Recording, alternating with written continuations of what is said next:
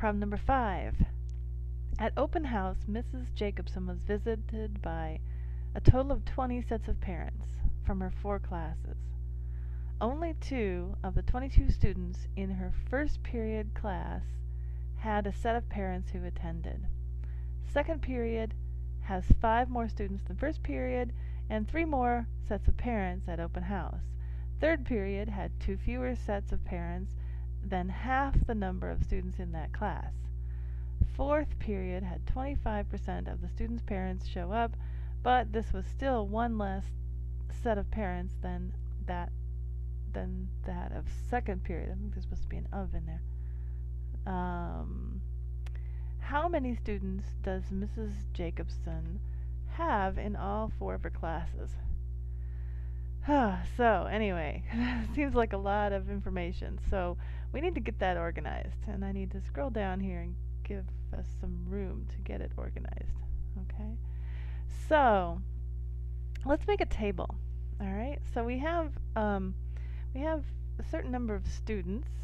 We have some information about the number of students in the classes and the number of sets of parents, right, that visited. And she has 4 periods, and so that's first, second, third, and fourth. Okay, so let's see. Let's go back up here and figure out what this says. Only 2 of the 22 students in her first period class had a set of parents who attended. Okay, so she has 22 students in the first period class, and 2 sets of parents attended. Okay, so that's what we can get out of that first sentence. At least the first sentence, it gives us some data about the students and their parents.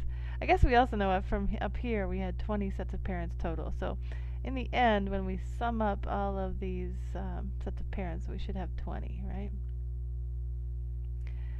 Let's see, second period has 5 more students than first period. Well, that's okay, so we know what first period was. So 5 more would be 27. Okay. Let's see, 5 more students in first period and 3 more sets of parents at open house.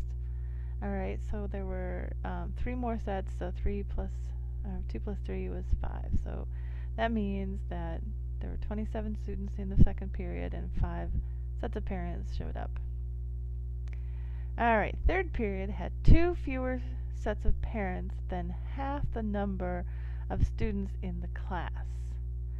Alright, well, we don't know much here, except we can just call, let's just say this is n. Let's just call the number of students in the third period class n, and then we're told that there were 2 fewer than half the number of students. So it's n over 2 minus 2, right?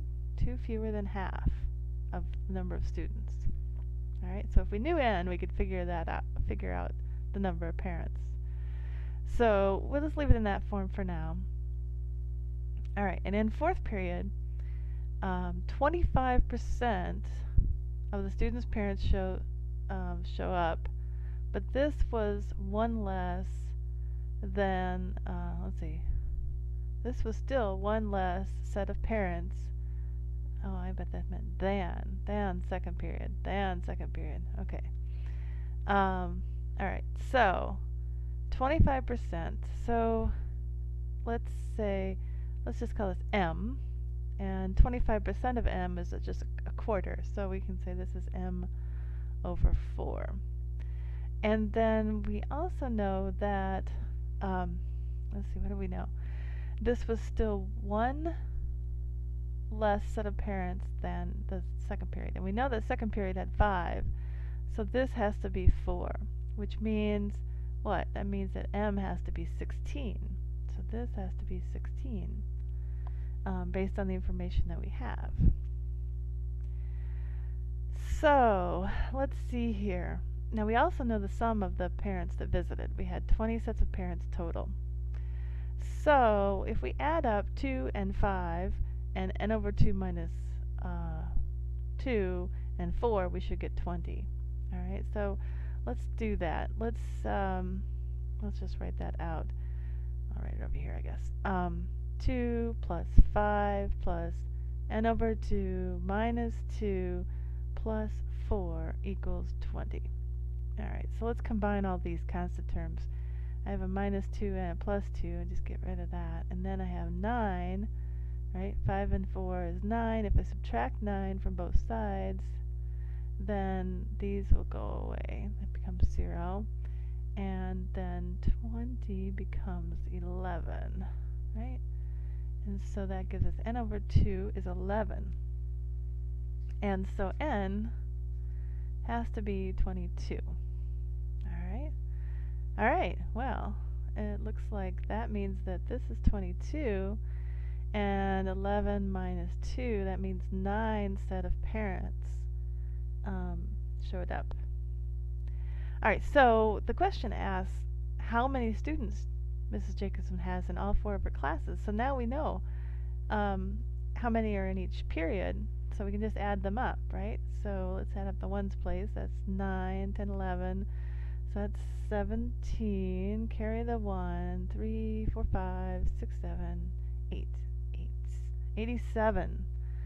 So she has 87 students in her 4 classes. So there you go. The key to this problem is just organizing the data, because you read this problem statement and it just is really confusing. So you just have to break it down, go step by step, sentence by sentence, and just organize the information. And then it's not so bad, right?